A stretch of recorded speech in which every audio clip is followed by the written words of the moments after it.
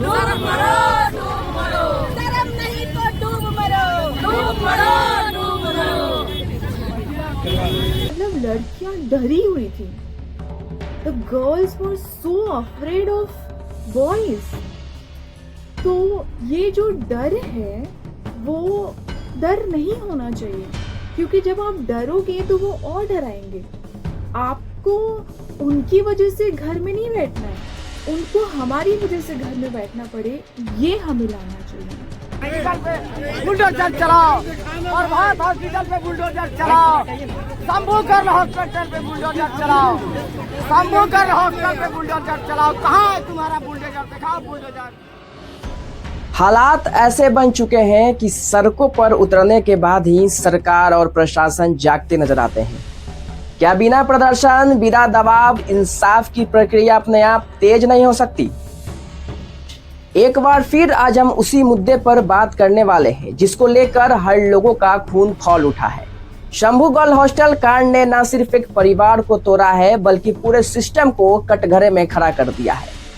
पटना बिहार की राजधानी, जहां से कानून और सुरक्षा के दावे किए जाते हैं, लेकिन इसी राजधानी में एक नीट की छात्रा के साथ जो हुआ उसने पूरे समाज को झकझोर कर रख दिया।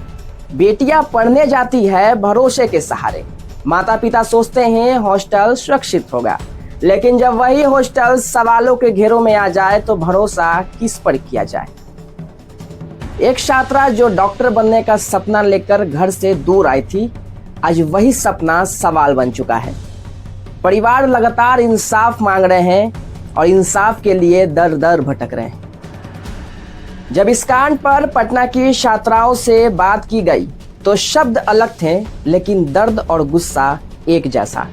छात्राओं का साफ कहना है दोषियों पर तुरंत और कड़ी कार्रवाई हो, ऐसे सजा मिले कि कोई दोबारा ऐसा करने की हिम्मत ना करे।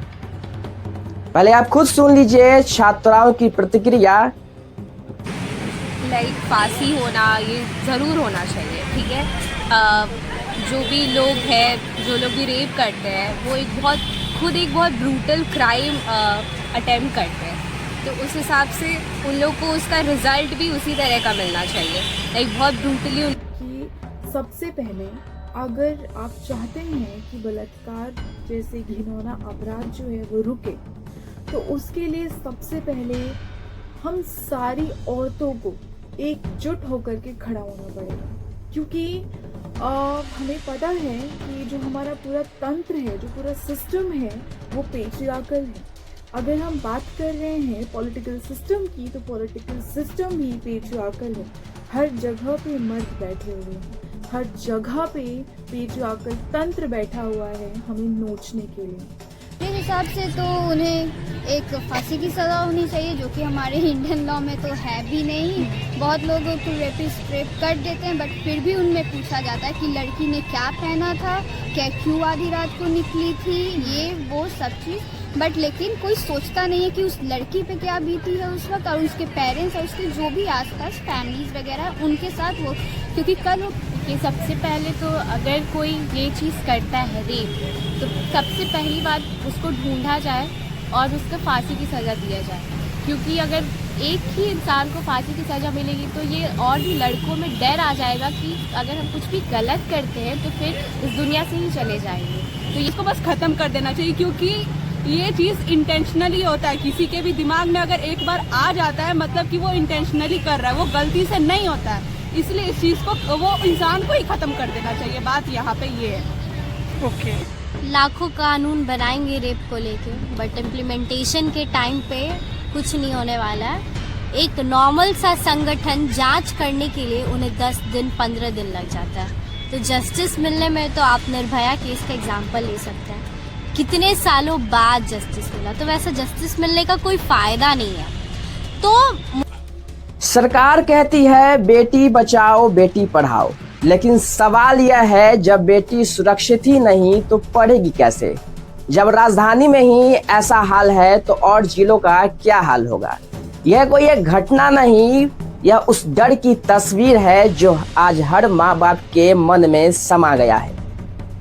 आज हालात यह हैं कि सवाल सिर्फ अपराध का नहीं सवाल उस सिस्टम का है जो कई बार आवाज उठने के बाद ही जागता हुआ दिखाई देता है। क्या हर घटना के बाद प्रदर्शन होना जरूरी है, तभी सरकार और प्रशासन हरकत में आते हैं? क्यों समय पर कार्रवाई नहीं होती?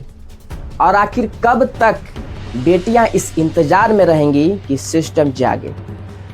आज पटना की बेटियां बोल रही है, कल ये आवाज पूरे देश की बनेगी कि ये लड़ाई किसी एक छात्रा की नहीं, ये लड़ाई उस हर बेटी की है जो सुरक्षित भविष्य का सपना देख रही है।